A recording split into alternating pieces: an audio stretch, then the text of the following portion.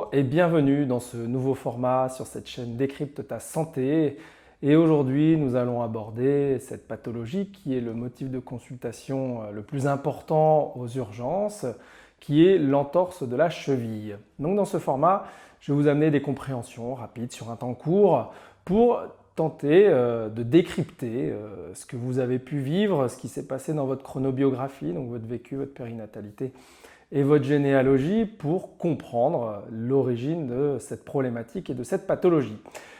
Donc l'entorse de cheville, comme je vous le disais, c'est le premier motif de consultation aux urgences. Et je vais commencer par une petite histoire d'une patiente, puisque j'ai été kiné pendant 15 ans et j'ai beaucoup d'anecdotes, et notamment l'entorse de cheville était l'une des pathologies les plus fréquentes au cabinet.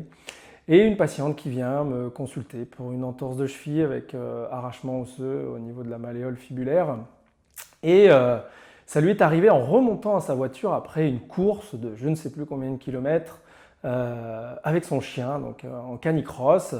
Et elle me dit c'est de la faute à pas de bol, c'est le trou qu'il y avait juste devant le coffre de ma voiture quand je suis rentré à la voiture. Ça paraît pas très cohérent puisqu'elle aurait pu se faire une entorse de cheville tractée par son chien dans un rythme qui n'est pas forcément le sien, en traversant des rivières, des chemins. Et ça a commencé à titiller ma curiosité et ma réflexion. Donc cette entorse de cheville, on va se retrouver sur le système locomoteur. Et le système locomoteur, les verbes premiers sont mouvoir, émouvoir, bouger, faire. Et ça va traduire toutes ces impuissances dans le fait de bouger. On est aussi sur du tissu, pour être plus précis en embryologie, sur du mésoectoderme ou du mésoderme nouveau. Et on va avoir tous ces ressentis de dévalorisation, tous ces sentiments d'impuissance dans le mouvement.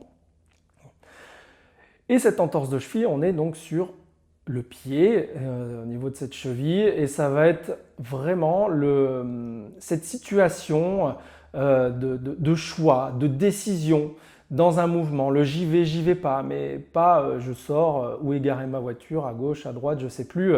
C'est pas ça, c'est vraiment dans des choix importants de vie, dans le fait d'avancer ou d'être campé sur sa position, d'être posé et de ne plus savoir bouger. Je vous donnerai une petite anecdote à la fin. Et cette notion de mouvement va être importante. Le choix, mon choix de vie. Est-ce que je reste avec cette personne? Est-ce que je m'en vais? Est-ce que je continue à travailler dans cette usine ou est-ce que je m'en vais? C'est vraiment des choix très importants dans des notions d'impuissance. Je n'y arrive pas. Et quand l'entorse survient, c'est qu'on a réussi à faire son choix et on a réussi à prendre position et de prendre sa décision. Alors, on va aller chercher sur cette entorse de cheville, on va avoir un mécanisme qui va mettre en jeu les ligaments. Et le ligament, ça va être cette notion de se sentir tiraillé. Je suis tiraillé, je me sens tiraillé par rapport à cette situation. Il est difficile pour moi de prendre position.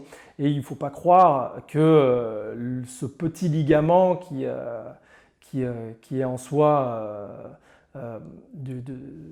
qui va maintenir cette cheville, va être celui qui va tout retenir. Ce n'est pas possible. Par contre, il va donner des informations au niveau du cerveau par rapport aux capteurs qui sont présents dedans. Mais jamais de la vie, et ça c'est ce que j'ai compris en kiné, le ligament retient quelqu'un qui peut faire 100 kg. Le simple petit ligament ne va pas retenir ce poids, cette cinétique. Par contre, elle est vectrice d'informations. On peut aussi avoir un arrachement osseux au niveau de la fibula. Et si on a un arrachement osseux, on va vraiment être dans des dévalorisations profondes. C'est cette situation où je suis complètement dévalorisé, mais au plus profond de moi-même. Je n'ai plus la valeur, je n'ai pas la valeur que je souhaiterais. Si on a aussi un œdème, on va se retrouver avec ce système urinaire en action, et notamment par l'intermédiaire des reins, dont les verbes sont contrôlés, canalisés. C'est une situation où j'ai eu difficile à garder le contrôle, où j'ai perdu le contrôle, dans lequel j'ai pu me sentir rejeté, abandonné, seul au milieu de rien. Et on peut aussi retrouver une poche de sang, un hématome, où on pourra aller chercher des situations qui sont vécues aussi dans les liens de sang. Donc en combinant tout ceci, on peut commencer à avoir une réflexion autour de ce qui m'arrive, mais c'est quelque chose quand même qui est assez important, qui me prend quand même au niveau du corps, mais dans mes impuissances à agir. Et comme je vous disais, une fois que l'entorse arrive, c'est que j'ai résolu ma problématique. Et donc cette petite anecdote que je vais vous donner, c'est par rapport à une autre patiente que j'ai eue qui se fait une entorse grave avec arrachement osseux un soir lors d'une fête en dansant. Et donc elle me dit bon, ça devait être mouillé, j'ai glissé, sauf qu'elle n'a pas été la seule à danser, elle n'a pas été la seule à bouger, et pourtant c'est elle qui va glisser sur cette zone d'humidité, comme elle me le dit, sur ce carrelage lors de cette soirée. Mais en pistant un peu avec elle et en comprenant un petit peu ce qui se passait, elle venait de se séparer et elle continue à travailler dans la boîte de son ex-compagnon avec ses beaux-parents qu'elle adorait. Et par contre, la situation avec son compagnon, son ex-compagnon, devenait difficile et elle ne voulait pas lâcher ce job, la place qu'elle avait. Mais la situation devenant de plus en plus compliquée, elle s'est résolue à un moment donné à franchir le pas, à avancer et à quitter cette boîte à contre-cœur.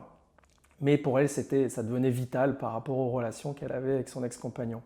Et le matin même, le soir même où elle pose son accusé de réception pour démissionner, donc elle pose ça un samedi matin à la poste, et le soir même, elle se fait son entorse, elle résout sa problématique d'impuissance, de dévalorisation, puisqu'on retrouve un arrachement osseux, dans une notion où elle est tiraillée, j'y vais pas, je m'en vais pas. Et avec les procédés physiologiques que le corps humain est assez en intelligence de faire, nous avons pu mettre ça en lumière et la rééducation a été beaucoup plus rapide et la récupération très très rapide. Elle a pu retourner dans son sport qui était le rugby, dans lequel elle était sur les positions en mêlée et où il fallait énormément pousser avec sa cheville. Donc l'entorse de cheville, c'est dans cette difficulté, cette impuissance, dans un choix, j'y vais pas, dans une notion de déplacement, mais vraiment ce déplacement qui prend un peu aux tripes, j'ai envie de dire, ce déplacement vital aussi, on pourra aller chercher ça, qui est important, un choix important, pas le choix ma glace, je la prends à la vanille ou à la fraise, non, c'est un choix important dans une notion de vie, dans où est-ce que je vais continuer sur mon chemin de vie, où est-ce que mon chemin de vie m'a mené avec ce choix. Et comme toujours, la pathologie est une récidive de quelque chose. Donc ça veut dire que le cerveau a déjà connu, reconnaît une situation qu'il a déjà connue et le surstress se joue encore en amont. Donc il faut aller pister encore un petit peu plus avec la personne pour comprendre. On peut aller aussi rajouter la latéralité. La latéralité, si on la prend de manière symbolique, côté gauche, on va voir le côté du père, côté droit, on va voir le côté de la mère. Les organes sous-diaphragmatiques vont être en lien avec la mère également. Et on peut aussi aller chercher cette latéralité biologique, mais je ne rentrerai pas forcément dans les détails, où on va avoir un côté qui va être en lien avec le partenaire ou avec les différents partenaires et l'autre en lien avec le nid, la mère et les enfants.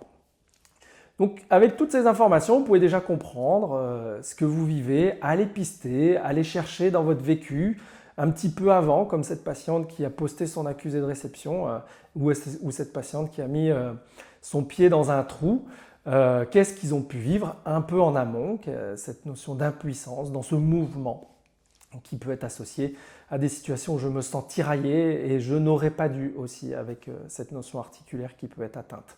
Je n'aurais pas dû faire ci, je n'aurais pas dû faire ça, je n'aurais pas dû rester aussi longtemps dans cette boîte, je n'aurais pas dû rester aussi longtemps dans cette relation. Vous avez assez d'éléments maintenant pour pister, comprendre et je vous laisse réfléchir à tout ça. Et si vous avez besoin d'un accompagnement et d'une compréhension dans votre vécu, parce que cela se joue aussi en dehors du champ de conscience, n'hésitez pas à vous rapprocher de personnes compétentes pour pouvoir décrypter et ainsi avancer sur votre chemin de vie en paix, dans la joie et la bonne humeur.